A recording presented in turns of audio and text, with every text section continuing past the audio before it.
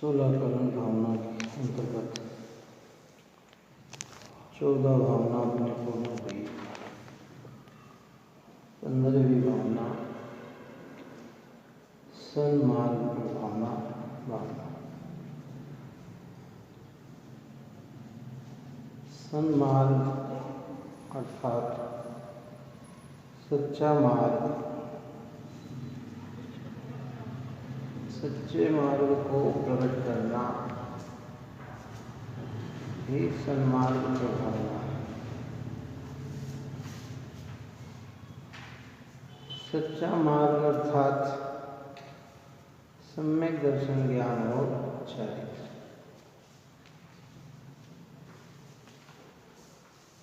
पूर्ण सुखी होने का मार्ग, पवित्र होने का मार्ग, पूर्ण आनंद भोगने का मार्ग सम्यक दर्शन, ज्ञान और चारित्र है। ऐसे सम्यक दर्शन, ज्ञान, चारित्र को प्रकट करना ये है सन्मार्ग भावना। जितने भी धर्मात्मा जीव होते हैं, समदृष्टि जीव होते हैं, रत्नत्रय से युक्त होते हैं। निश्चय रत्नत्रय तो निर्विकल्प स्वरूप है और उस निर्विकल्प स्वरूप में न ठहर पाए तो निर्विकल्प स्वरूप को पुनः प्राप्त करने के लिए, पूर्ण निर्विकल्प होने के लिए जो भावना भाई जाती है वो कहती है, वो फिर कहते हैं सन्मार्ग प्रभावना। अब सन्मार्ग प्रभावना नाम की 15वीं भावना का वर्णन करते हैं। यहाँ सन्मार्ग जो मोक्ष का सत्यार्थ मार्ग, उसका प्रभाव प्रकट करना वह सन्मार्ग प्रभावना है। वह सन्मार्ग रत्नत्रयी है। रत्नत्रयी आत्मा का स्वभाव है। उसे मिथ्यात्व, राग, द्वेष, काम, क्रोध, मान, माया, लोभ ने अनादि से मलिन विपरीत कर रखा है। अब परमागम की शरण लेकर मुझे मिथ्यात्व आदि दोषों को दूर करके रत्नत्रयी स्वभाव को उज्ज्वल करना है। स्वभाव प्रत्येक आत्मा का ज्यों का त्यों है, लेकिन अनादि से ही इस स्वभाव को मोह, राग, द्वेष ने मलिन कर रखा है। मिथ्यात्व कषाय ने मलिन कर रखा है। ये मिथ्यात्व कषाय को हटाकर जैसा अपना स्वभाव है वैसा ही परिणति में प्रकट करना, ये सन्मार्ग भावना है। अनंत काल हो गए, मोक्ष की प्राप्ति के लिए हमने अनंत प्रयत्न किए होंगे, अनेक कार्य किए होंगे, लेकिन सच्चा कार्य आज तक नहीं किया। ऐसा नहीं है कि मोक्ष जाने की भावना पूर्व में हमारे अंदर न आई हो। अनेकों बार मोक्ष जाने का भाव आया होगा और मोक्ष जाने के भाव के अनुसार हमने प्रवृत्ति भी की है, लेकिन सम्यक प्रवृत्ति नहीं, यथेष्ट प्रवृत्ति नहीं। और जब तक यथेष्ट प्रवृत्ति न हो तो यथेष्ट की प्राप्ति नहीं होती। इसलिए नियम सार में आचार्य भगवंत ने कुंकुम देव ने मार्ग एवं मार्ग फल दो शब्द डाले कि मार्ग और मार्ग फल। मार्ग है रत्नत्रयी और मोक्ष उसका है फल। सम्यक दर्शन ज्ञान चारित्र मार्ग है और मोक्ष उस मार्ग का फल है। इसलिए रत्नत्रयी की प्राप्ति के बिना कि जीव कितना ही प्रयत्न करे मुक्ति की प्राप्ति नहीं है। और रत्नत्रयी को मुक्ति का मार्ग, और गहरी बात कि रत्नत्रयी ही मुक्ति का मार्ग है, ऐसा विश्वास भी हो गया। रत्नत्रय से ही मोक्ष मिलेगा ऐसा विश्वास भी हो गया, लेकिन व्यवहार रत्नत्रय को ही मुख्य कर दिया। निश्चय रत्नत्रय की आराधना नहीं है ना। समझ द्रव्यलिंगी मुनिराज की पर्याय में पूरा व्यवहार है, कोई कमी नहीं है, किसी भी प्रकार की कमी नहीं है।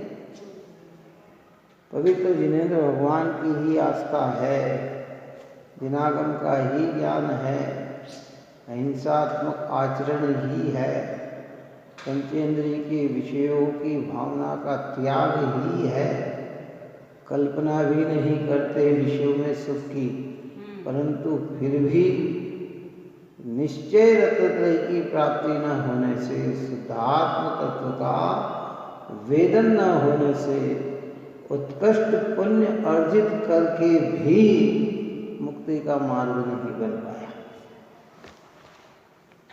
क्योंकि तो यहाँ सन्मार्ग प्रभावना, इस मार्ग को प्रकट करना है। सम्यक शब्द ही यथेष्टता का और प्रशंसा का सूचक है, यथार्थता का सूचक है। जब सम्यक शब्द का प्रयोग किया गया, इसका अर्थ है कि सम्यक श्रद्धान यानी यथेष्ट श्रद्धान है ना। जो सुबह अपन ने कहा था कि भाई ज्ञान पूर्वक श्रद्धान होता है, पर श्रद्धान हुए बिना ज्ञान सम्यक ज्ञान नहीं कहलाता।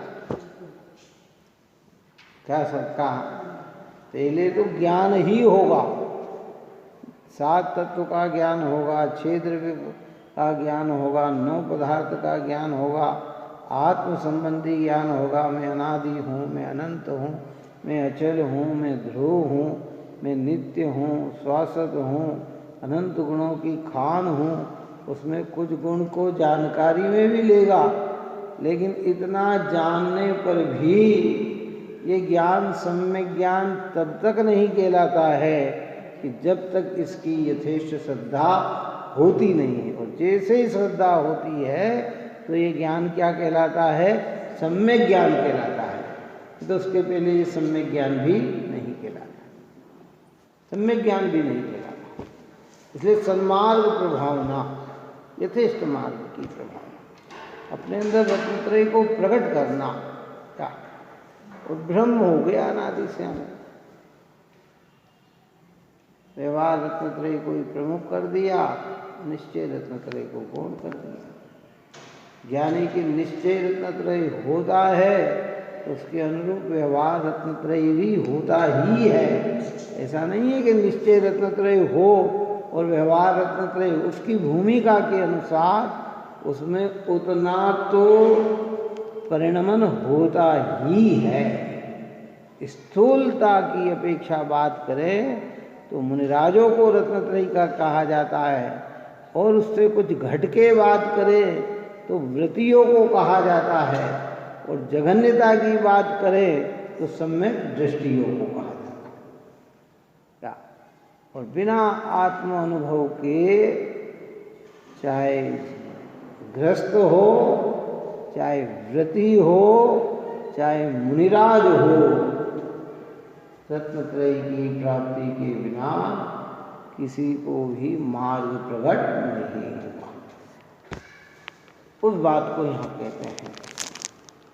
ये मनुष्य जन्म इंद्रियों की पूर्णता, ज्ञान शक्ति, परमागम की शरण, साधर्मियों का समागम, रोग रहित अवस्था, क्लेश रहित जीविका इत्यादि पुण्य रूप सामग्री प्राप्त करके भी यदि आत्मा को मिथ्यात्व कषाय विषयों से नहीं छुड़ाया तो अनंत दुखों से भरे संसार समुद्र में मेरा निकलना अनंत काल में भी नहीं होगा।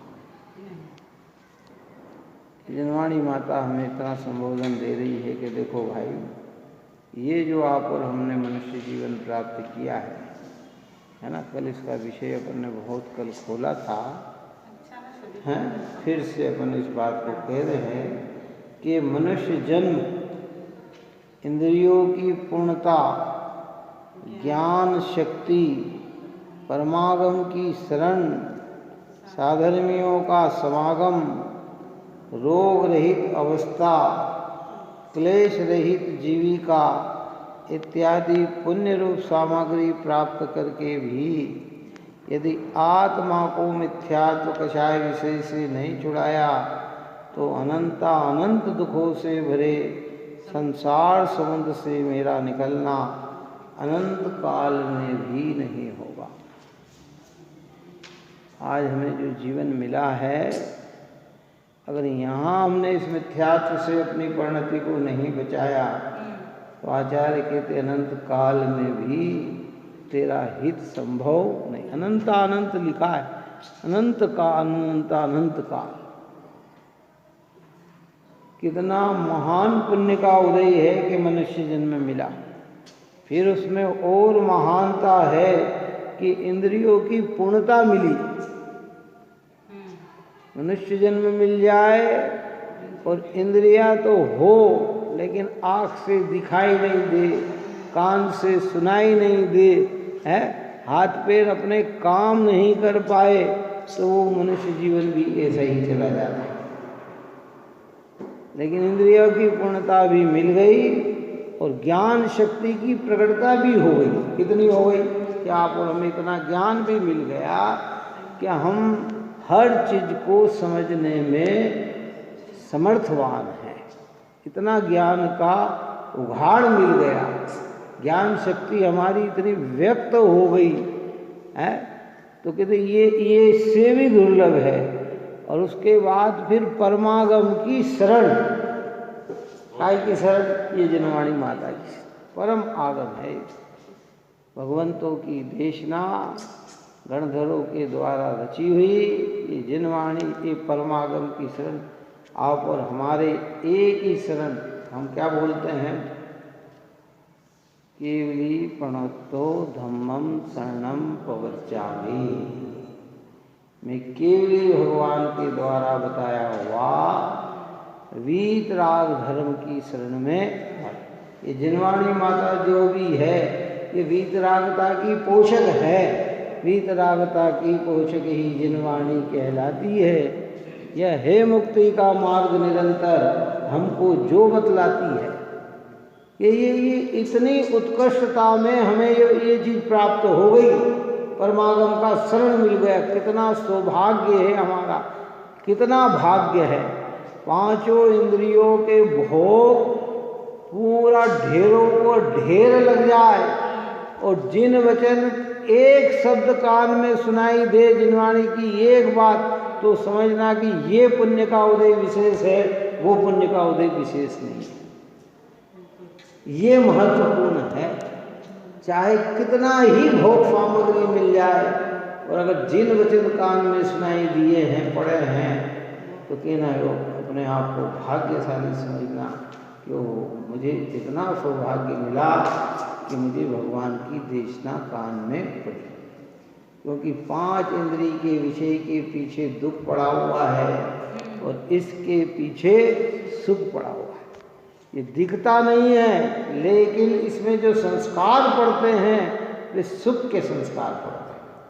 इसलिए परमागम की शरण और फिर साधर्मियों का समागम, एक जैसी मान्यता, एक जैसा विचार, एक जैसी भावना, एक जैसे धर्म की आराधना वाले ऐसे जीवों का समागम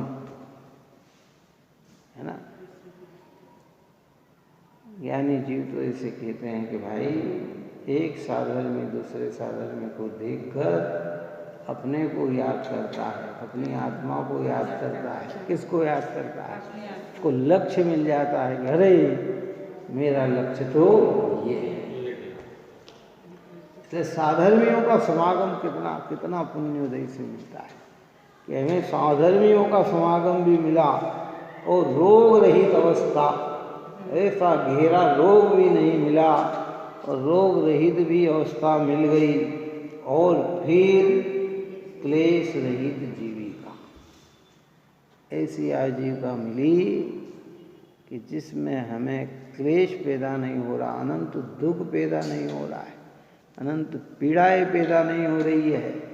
नहीं तो जीवन सुबह से लेकर शाम तक हाय हाय करते हुए जीव पैसा कमाता है, क्लेशित तो होकर कमाता है। खाने बैठे तो खा नहीं पाता है, सोना है तो सो नहीं पाता है। ऐसी अवस्था में और पुण्य उदय से ये भी व्यवस्था मिली है। पूरे भारत में और पूरे विश्व के मनुष्यों में अगर हम ये डालें ना तो ये एक से एक उत्तरोत्तर है। पाप करके धन कमाना वो क्लेश पैदा करना है और सहजता से धन की प्राप्ति होना वो क्लेश रहित अवस्था है। सहजता से मेहनत करी जीव ने, अच्छी सर्विस लग गई, नौकरी लग गई, अच्छा व्यापार मिल गया, सब समय पर ग्राहक आ रहे हैं, सब समय पर व्यवस्था बन रही है, ज़्यादा खेद नहीं हो रहा, क्लेश नहीं हो रहा है।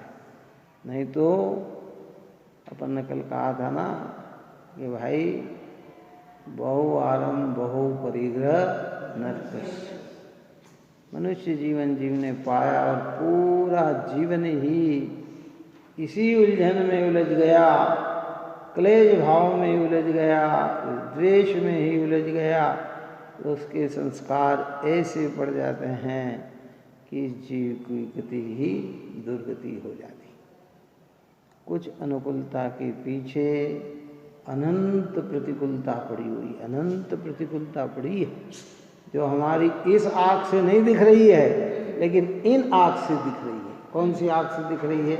सर्वज्ञ की आँख से दिख रही है, आगम की आँख से दिख रही है। हमारी ये आँख नहीं देख रही है, हमारी ये आँख तो कह रही है बहुत अच्छा हो रहा है, लेकिन वो जिनागम के शब्द कान में गूंजेंगे, अरे रे रे रे रे ये तो मेरे लिए अनंत दुख का कारण है।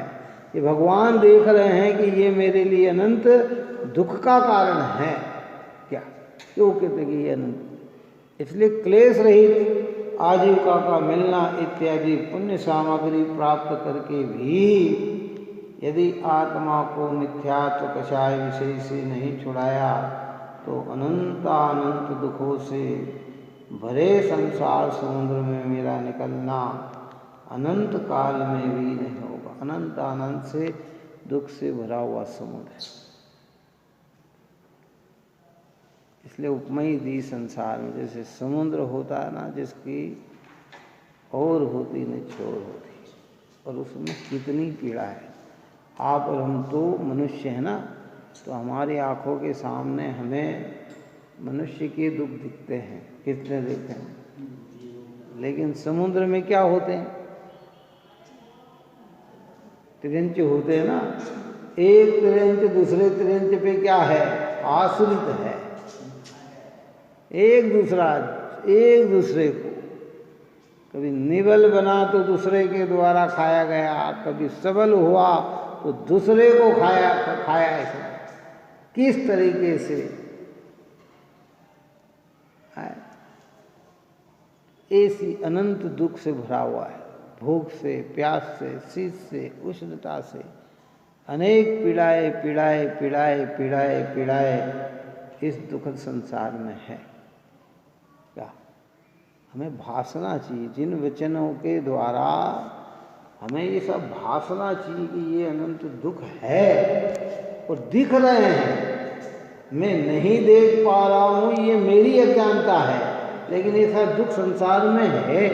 अगर हम एक एक पे दृष्टि डालेंगे तो हमें ये सब भासित होगा कि हाँ। इसलिए तो कहा ना कि भाई जो जगत में दिख रहा है ना वो हम भोग चुके हैं। क्या है वो पीड़ाएं हम भोग चुके हैं, और अब भी अगर ना समझेंगे तो ऐसे दुख को फिर प्राप्त करने के लिए हमें तैयार रहना चाहिए कि ये समय आएगा और वो हमारे लिए अनंत पीड़ादायक होगा। इसलिए यहाँ कहते हैं कि भाई ऐसा अनंत काल, इसलिए इसको जिस तरीके से बने उस तरीके से मिथ्यात्व कषाय और विषय से इसको छुड़ाना। इसलिए दौलत राम जी ने 2 शब्दों में आत्मा का हित के विषय में बताया कि आत्मा का अहित आत्म के अहित विषय कषाय, इनमें मेरी परिणति न जाए। हे भगवान, ये आत्मा का अहित करने वाले ये विषय और उस कषाय में मिथ्यात्व को गर्भित किया, क्योंकि जहाँ जहाँ कषाय होती है वहाँ मुख्यता हो। हाँ, मिथ्यात्व जाने के बाद भी कषाय तो रहती है, पर अगर जहाँ अनंतानुबंधी कषाय की बात चलती है तो वहाँ मिथ्यात्व तो बना रहता है, वहाँ मिथ्यात्व बना ही रहता है। टोडरमल जी साहब ने मोक्ष मार्ग प्रकाशक में लिखा है कि सामान्यता कषाय भाव जहाँ कहा जाए उसमें मिथ्यात्व गर्भित है ना। उन्होंने कहा ना कि प्रकृति बंध और प्रदेश बंध योग से बनते हैं, स्थिति और अनुभाव बंध कषाय से बनती है। अज्ञानियों ने प्रश्न खड़ा कर दिया कि साहब आप तो कह रहे कि मिथ्यात्व से बंध होता है और इसमें मिथ्यात्व का तो नाम ही नहीं लिया। इसमें तो कहा कि प्रकृति बंध प्रदेश बंध तो योग से बनते हैं, स्थिति अनुभाग बंध कषाय से बनती है, तो इसमें मिथ्यात्व कहाँ नाम लिया है। तो उसका खुलासा किया गया कि जहाँ जहाँ कषाय कही जाए अनंतानुबंधी इष्टनिष्ठ की कल्पना वाली, तो समझना कि वहाँ मिथ्यात्व तो उसमें है ही। जैसे हाथी के पैर में सबके पैर समा जाते हैं, ऐसा अनंतानुबंधी कषाय कही तो समझना उसमें मिथ्यात्व तो है ही, चाहे उसका अलग से नाम लिया जाए या न लिया जाए, वो कषाय तो है ही उसके अंदर। क्या तो यहाँ कह रहे हैं कि भाई मिथ्यात्व कषाय है। अनंत जो सामग्री आज हमें मिली है वह अनंत काल में भी मिलना अति दुर्लभ है। और सामान्य भाव से अगर हम बैठे ना 15 मिनट अगर सोचें कि जो आज हमें मिला है ऐसी चीज कितने भाव बाद पुनः इसे मिलेगी। मैंने कल दृष्टांत दिया था ना कि मनुष्य जीवन के ही बारे में खाली बात करी, कितने क्या दृष्टांत दिया था बोल है। हाँ, सठखंडागम ग्रंथ में आचार्य भगवत ने दृष्टांत दिया कि मनुष्य जीवन की कितनी बड़ी दुर्लभता है। एक बार मनुष्य प्राप्त करके दोबारा फिर मनुष्य कैसे बन सकता है, इसकी दुर्लभता बताई कि भाई इतना विशाल स्वयंभू रमण समुद्र है ना,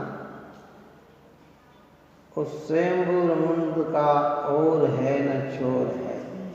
मैंने कल कहा था कि अगर हम प्लेन से भी चले कितना कई वर्षों में भी उसका छोर नहीं पकड़ पाए। किसका? कई वर्षों में? हाँ, कई वर्षों में, सो नहीं, कई वर्षों में। उसका इस छोर से चले तो उस छोर तक पहुंचने में सैकड़ों वर्ष लग जाए। 500 किलोमीटर 600 किलोमीटर प्रति घंटा से भी अगर अपन चले ना, क्योंकि अगर एक खाली इसका लंबाई चौड़ाई का अगर देखें अपन तो कितना हो गया। 8वां दीप नंदीश्वर है जिसको 163 करोड़ योजन का, कितना, और उसके बाद फिर 8 और डबल डबल डबल है ना, उसके बाद समुद्र फिर 16 और, कितने हैं। अब यहाँ तो एक से चले 1 लाख योजन से तो 163 करोड़ योजन आए। अब वहाँ 163 करोड़ योजन से चलो, कहाँ से चलो, उसके बाद डबल, उसके बाद डबल, उसके बाद अब 15 डबल करो तब जाकर आता है। वैसे तो शास्त्र में लिखा असंख्यात द्वीप समुद्रा, लेकिन उसकी व्याख्या में अगर कहा है ना 16वें नंबर पे डाल दिया अपने स्वयंभू रमन समुद्र। तो अब सोचो कितना है और कितने समय में ये जीव पहुंच पाए। तो कहते उस इतना छोर होने पर भी एक लकड़ी के 2 टुकड़े कर कर एक इस छोर पे डाला जाए, एक इस छोर पे डाला जाए, तो कहते हैं वे तो कदाचित घूम फिर कर एक जगह आकर पुनः मिल जाए।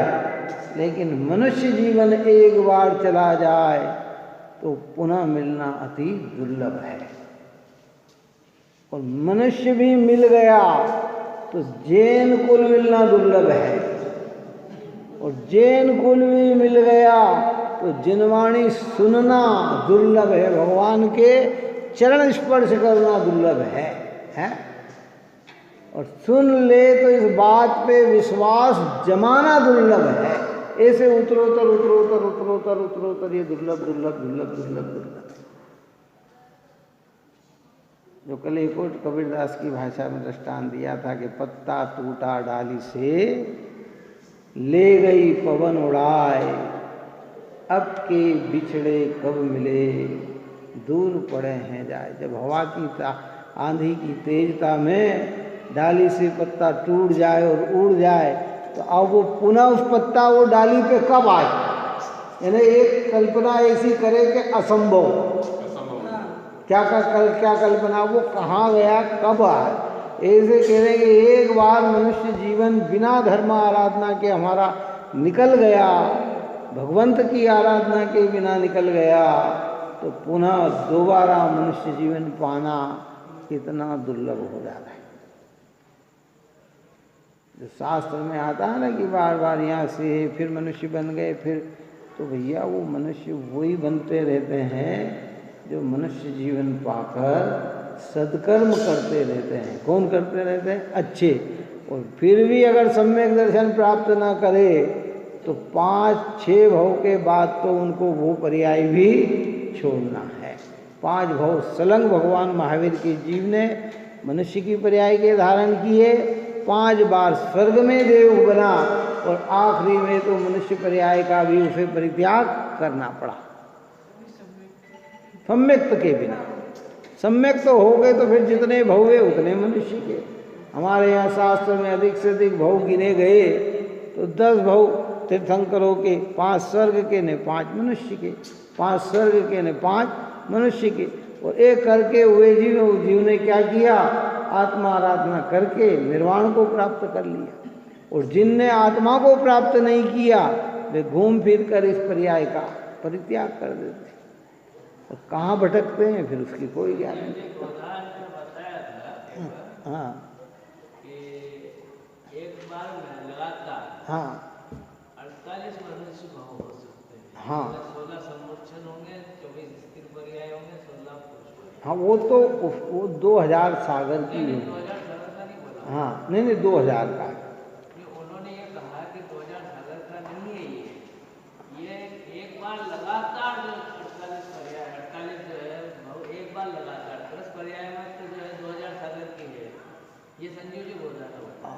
कहाँ किस अपेक्षा से बोला, मेरे ख्याल में तो ये है कि 2000 सागर में ये, क्योंकि 16 मनुष्य जीवन, 16 स्त्री पर्याय का जीवन, 16 नपुंसक पर्याय का जीवन, ऐसे 48 भव, क्योंकि वो उसमें लिखा है कि ये संसार पुण्य पापों का,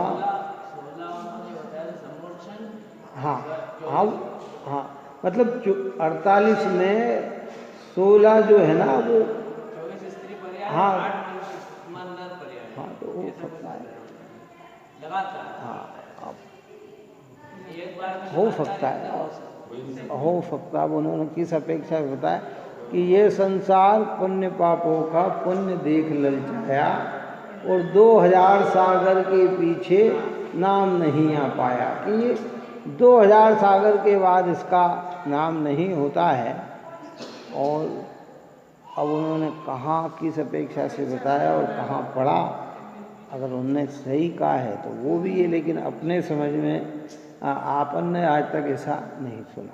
क्या हाँ कहा जाता है कि एक प्रक्रिया में 48 भाव मिलते हैं, हाँ, लेकिन वास्तव में जो एक बार 48 भाव संलग्न मिलते हैं तो 48 भाव मिलते हैं, ऐसा उन्होंने बताया। अब वो फलन तो चलो ठीक है, कैसे कहा उनसे फिर प्रश्न करना, क्योंकि मनुष्य से बार बार मनुष्य बनना बहुत ही मुश्किल है। मैंने तो जो अभी जितने भी पुराण पढ़े उसमें 5 बार से ज़्यादा किसी का मनुष्य जीवन पढ़ने में नहीं है। हाँ, तीर्थंकर का भी नहीं है, और जैसे भगवान महावीर की पर्याय तीर्थंकर तो बाद में सिंह की पर्याय से चालू हुआ, लेकिन ये जो पहले की जो पर्याय थी ना पूर्वा भील की तरफ से, वहाँ भी वो जीव 5 बार कहाँ गया, स्वर्ग गया, और 5 बार मनुष्य बना, और उसने इतना मिथ्यात्व पुष्ट कर लिया कि उस पर्याय का भी त्याग करके वो जीव वहाँ से भी चय हो गया, विकल परी की पर्याय में आ गया। क्या फिर धीरे धीरे पुरुषार्थ करके बड़ा दुर्लभता है, बहुत दुर्लभता है, और ऐसी दुर्लभता, और क्योंकि सहजता नहीं है। और अब अपने यहाँ तो एक और बात है, अब वो फिर वो बात है, वो बात आती है कौन सी, कि सहज सुख साधन में जो अपन ने पढ़ा, क्या पढ़ा, एक अंतर मुहूर्त के अंदर जीव अगर जन्म ले तो कितने बताए थे,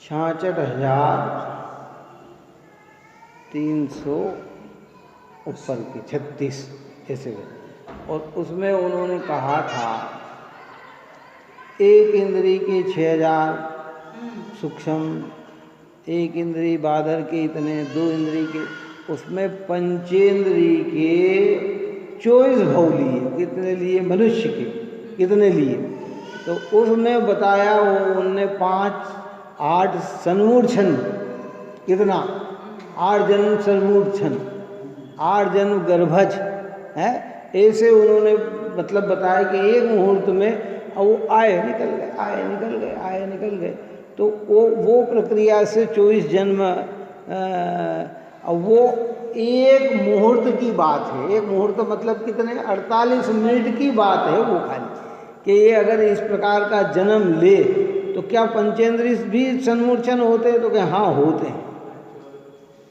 है ना। हाँ, उनको कहा कि वो पंचेंद्रिय भी क्या होते हैं, कि सन्मूर्छन होते हैं। तो उस प्रक्रिया के अब वो भाव तो गिना जाएगा, कौन सा, भाई मनुष्य भाव तो गिना जाएगा ना, तो वो आया। तो अब बहुत सारी प्रक्रिया है, और अगर संजय जी ने कहा है तो भाई उनका ज्ञान बहुलता से कहीं पढ़ने में आया और विशेष होगा।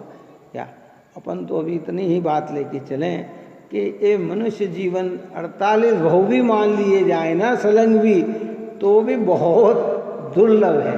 और हाँ, और हर किसी का सौभाग्य नहीं है कि मनुष्य से मनुष्य बनता ही चला, कितना कि आज बनाने फिर कल मनुष्य, आज बनाने फिर पूरी करेगा ना फिर मनुष्य बन जाएगा। क्यों कि या तो मनुष्य जीवन में पाकर या तो बहु आरंभ बहु परिग्रह करेगा, क्या करेगा है, और नहीं करेगा अल्प आरंभ अल्प परिग्रह का भाव रखेगा तो ठीक। और कषायों की मंदता रखी और अज्ञान पूर्वक किया गया तपस्रण किया या कुछ नियम व्रत धारण किया तो मनुष्यपना नहीं मिलेगा, फिर उसको क्या मिलेगा, स्वर्गपना मिल जाएगा, उसको स्वर्ग मिल जाएगा। वो वहाँ से चय होकर स्वर्ग जाएगा, फिर वहाँ से चय होकर फिर मनुष्य बन जाएगा है।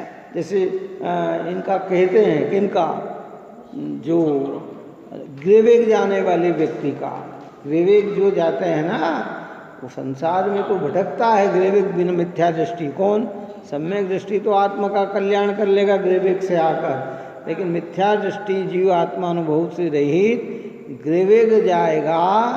ये कहा ना योग मुनिव्रत धार अनंत बार ग्रेवेग उपजायो पे निज आत्म ज्ञान बिना सुख लेश न पाए।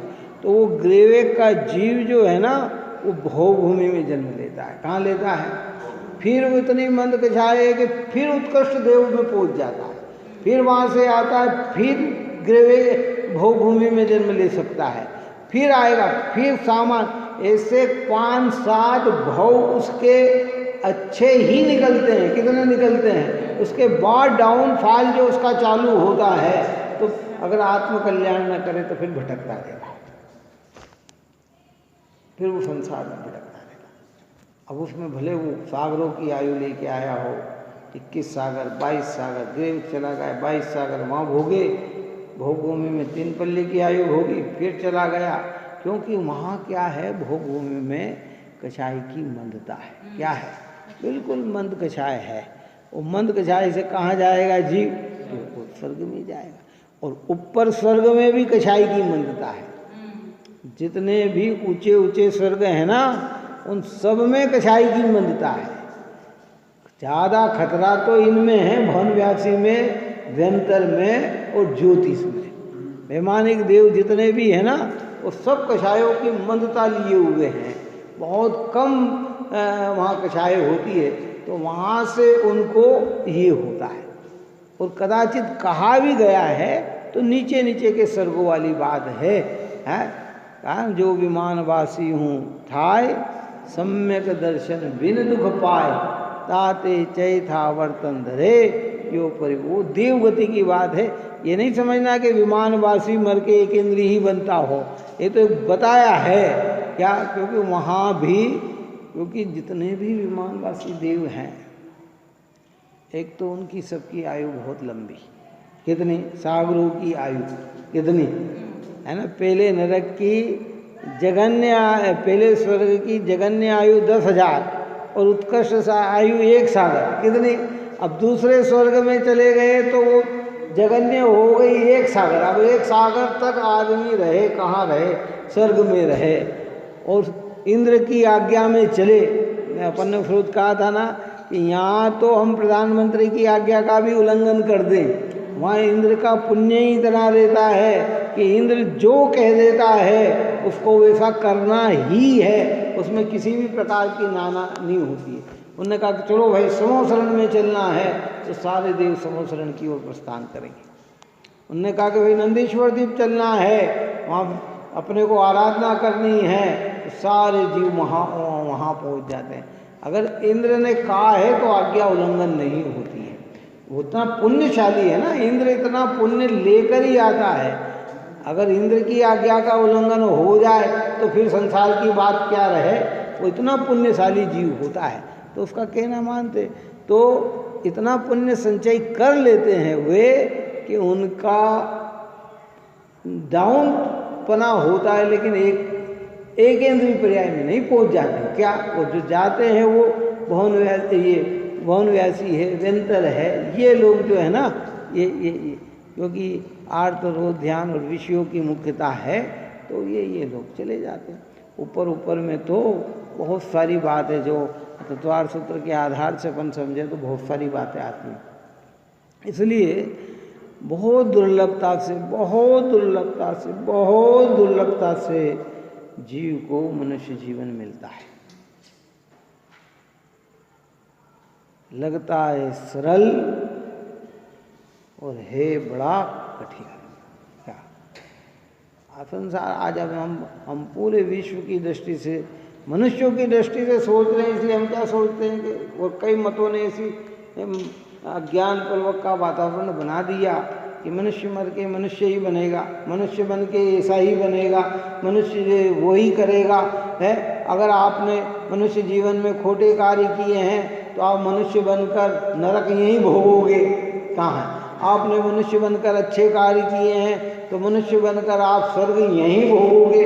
तो वो ऐसे माइंड में इनके बैठ गई बात, किनके बैठ गई? अज्ञानियों के ऐसी बैठ गई कि उन्हें लगता है कि अपन तो मनुष्य बनेंगे, इसलिए वो पाप आदि से घबराते ही नहीं, आत्मा को समझने का प्रयत्न ही नहीं करते हैं।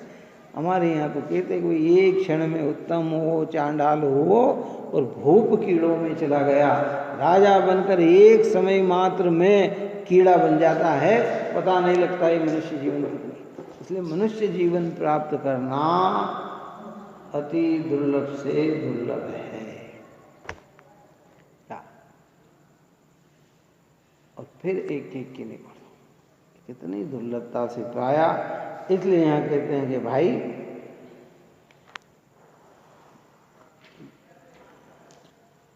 अंतरंग, जो सामग्री आज मिली है वह अनंत काल में भी मिलना अति दुर्लभ है।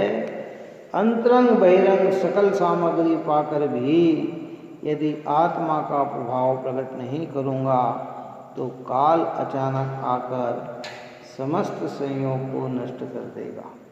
अंतरंग और बहिरंग दोनों हमें प्राप्त हो गए। अंतरंग में ज्ञान का विकास प्राप्त हो गया, परिणामों की मंदता प्राप्त हो गई, और बाहर में पुण्योदय से सारी अनुकूलता मिल गई।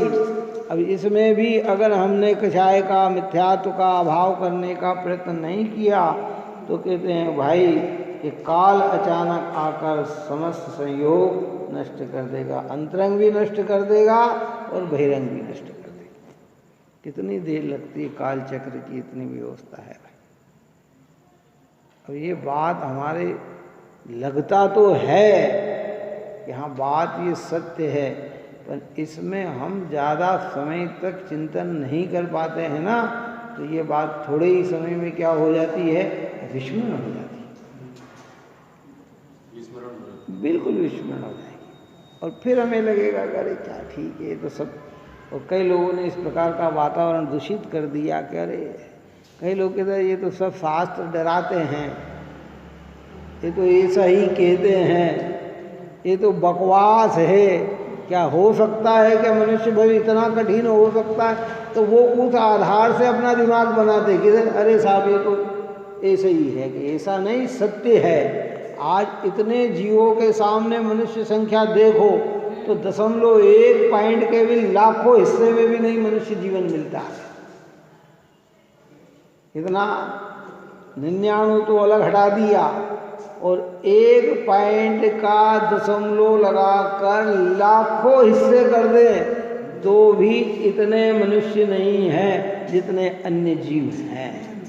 तो आप सोच सकते हैं कि मनुष्य जीवन कितना दुर्लभ है, कितना दुर्लभ है। 130 करोड़ का भारत देश, और प्रधानमंत्री कितने? एक। तो कितना दुर्लभ है प्रधानमंत्री बनना? चलो बताओ मेरे को, बताओ 130 करोड़ में कितना बन पाएगा? एक ही तो बन पाएगा ना, है? तो ऐसे 130 करोड़ तिरंच और एक मनुष्य, ये भी वो तो और भी मैंने कम कह रहा हूँ हाल, तो इससे भी कितने अनंत भी लगाओ तो कोई बुरा नहीं। जितने भारत में मनुष्य है ना, उससे ज़्यादा संख्या में तो आलू हैं।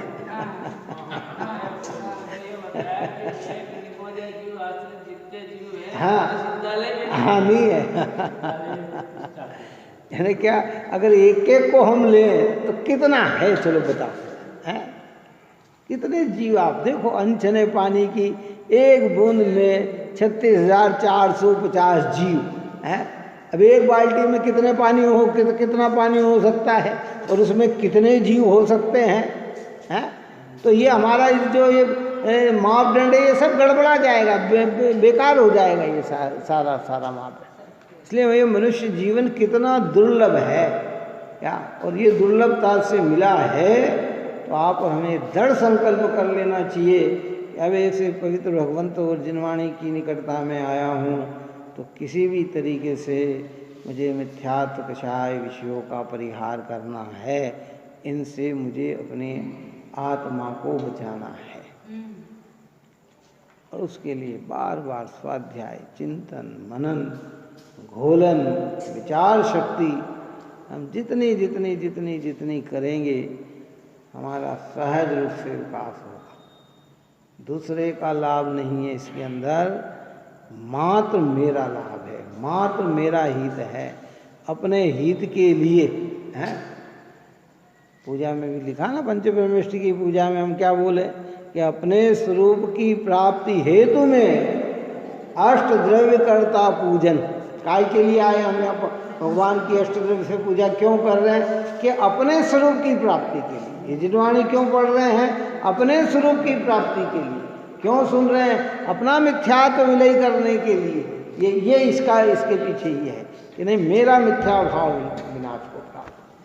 क्योंकि अगर हमें इससे बचे हैं तो अनंत काल सुरक्षित हो जाएगा, और अगर इससे नहीं बचे तो अनंत काल हमारा बेकार जाएगा। लिखा ना नाटक समय सार में कि एक समय की कमाई तो अनंत काल तक खाएगा। एक बार अगर रत्नत्रय हमें प्रकट हो गया तो ये पवित्र जिनवाणी माँ कह रही है कि भैया इसकी एक समय की कमाई इतनी महत्वपूर्ण है कि तू अनंत काल तक खाएगा। और अगर ये रत्नत्रय प्राप्त नहीं किया तो अनंत भवों में जो पुण्य संचय किया है वो एक क्षण में गमाएगा। कितना टाइम लगेगा? अब यहाँ मनुष्य से हम न जाने कहाँ बन गए तो हमारा सारा पुण्य क्या हो गया? नष्ट हो गया, कोई साथ नहीं देगा क्या। इसलिए ऐसी दुर्लभता को बताते हुए कहते हैं कि इसलिए अब मुझे राग देश दूर करके जैसा मेरा शुद्ध वितराग स्वरूप अनुभव गोचर हो, उस प्रकार ध्यान स्वाध्याय में तत्पर होना है। अब यहाँ कहते हैं कि भाई जिस प्रकार मुझे राग द्वेष दूर करके पर पदार्थ में इष्टानिष्ट की कल्पना को छोड़कर कोई भी जगत में मेरे लिए इष्ट नहीं, कोई भी पदार्थ मेरे लिए जगत में अनिष्ट नहीं। अभी डायरेक्ट भगवान पे नहीं आना हो, पहले अभी भारी वस्तु को देखना। देव शास्त्र गुरु पे नहीं आना, वो तो आगे का विषय बनता। अभी तो संसार की कोई भी वस्तु, रिश्तेदार, नातेदार, धन रुपया, पैसा, मकान, दुकान, खेत खलियान, बाह्य विभूतियाँ, यह न मेरे लिए इष्ट है न ये मेरे लिए अनिष्ट है। ये ज्ञान का ज्ञेय है। और जब इनमें पूरा विश्वास जम जाता है और आगे की ओर बढ़कर जब स्वभाव सन्मुख हो जाता है तो कोई भी परद्रव्य फिर मेरे लिए इष्ट भी नहीं और अनिष्ट भी नहीं।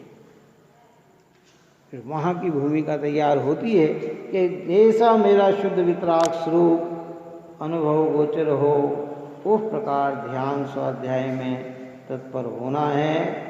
बाह्य प्रवृत्ति भी मुझे उज्ज्वल करके, अंतरंग धर्म का प्रभाव प्रकट करके मार्ग प्रभावना ऐसी करना है जिसे देखकर अनेक जीवों के हृदय में धर्म की महिमा प्रवेश कर जाए।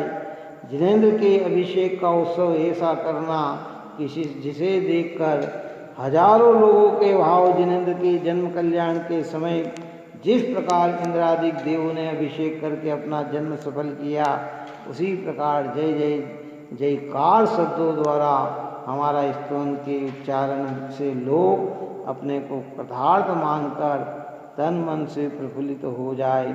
इस प्रकार के अभिषेक द्वारा प्रभावना करना, ये सब प्रभावना है, मार्ग प्रभावना है। ये जिन मार्ग जयवंतो जयवंतो जयवंतो, जो निज भाव सदा सुखद अपनों करे प्रकाश है। ये जिन मार्ग अपने स्वभाव का प्रकाश करता है, पवित्र है। आप और हम जब एक दूसरे से जय जिनेंद्र बोलते हैं ना, उसका मतलब ये है कि जिनेंद्र की याद में ये प्रभावना है कि मार्ग हमें क्या बोलना चाहिए कि भाई जय जिनेंद्र बोलना चाहिए। कैसे हैं जिन हमारे, कैसे हैं जिनेंद्र परमात्मा हमारे, ऐसा अवसर आप और हमें योग से मिला है। हमारे मन में भी संकल्प होना चाहिए, जो बीत गया सो बीत गया, चला गया सो चला गया। जिस समय में हम ये कार्य नहीं कर पाए कोई बात नहीं, अब जो समय हमारा बचा है, जो समय हमारे पास है, उस समय में हमें इस सम्यक मार्ग की आराधना करना चाहिए। और नहीं तो फिर जो भजन में आता कि यदि अवसर चूका तो भव भव पछताएगा, और काल अनादि अरे दुख ही दुख पाएगा। यह अवसर चूक गया, फिर चूक गया, खत्म। लौकिकता में तो ये होता है कि कोई आया 10 मिनट लेट आया तो क्या आ जाओगा, चलो कोई बात नहीं। लेकिन यहाँ धर्म में ऐसा अवसर नहीं है। एक बार मनुष्य जीवन निकल गया कि भाई फिर पुनः मनुष्य बनना पड़ेगा। और कोई एक दो हो भी जाए तो उसका कोई आदर्श और कोई उसको वो नहीं किया जाता है। जैसे मुनिराज का दृष्टांत आता है ना, कि उन्होंने देख लिया कि भाई जिस पेड़ के नीचे बैठे हैं तो अभी तो इनके इतने भाव बाकी हैं, इतने भाव बाकी हैं, तो अभी मोक्ष आने में इतने भाव आ। तो उन्होंने निदान किया और प्रक्रिया की, तो निगो चले गए और इतने भाव पूरे करके आ गए। तो कोई ऐसे भाग्यशाली कोई विरल हो तो हो, हर व्यक्ति के जीवन में ऐसा सौभाग्य नहीं मिलता कि भाई ये, क्योंकि एक बार हमारे यहाँ तो ये भी कहा जाता है कि एक बार निगोद चला जाए तो अनंत काल तक निकलना दुर्लभ हो जाता है? और उस जीव की ऐसी योग्यता थी, किसी की होती है? हम तो कहें कि भाई सारे निगोदिया जीव की ऐसी ही योग्यता बन जाए, कैसी योग्यता बन जाए। जितने भी निगोद में जीव है ना, सबकी ऐसी। आप और हम भगवान के चरण छूते, देखो इसमें आगे बहुत सारे प्रकरण आएंगे। हम अकेले भगवान के चरण छूने की भावना नहीं रखना, हमारी भावना में ये भावना आना चाहिए कि इस विश्व में जितने भी जीव हैं, हे भगवान सबको ये अवसर मिले कि वो आपके चरण का स्पर्श कर सके, वो आपके दर्शन कर पाए, वो आपका मार्ग समझ पाए।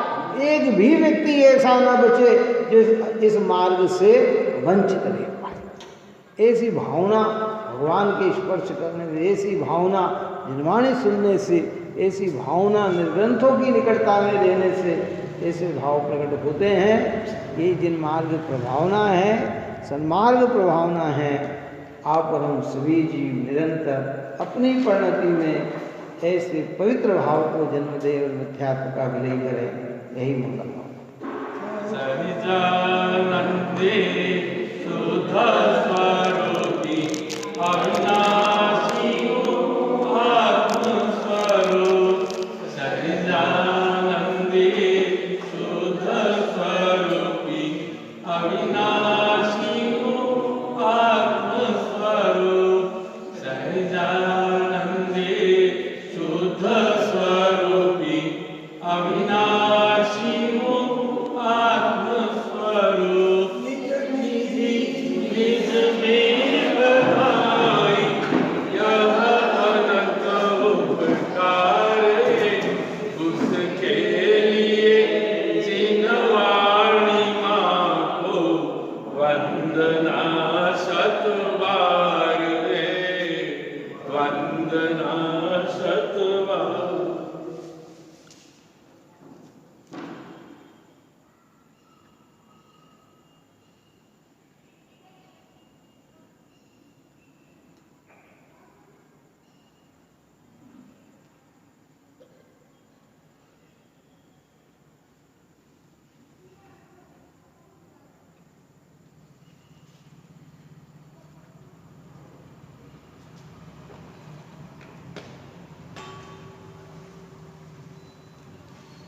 जा वाणी के ज्ञान से सूझ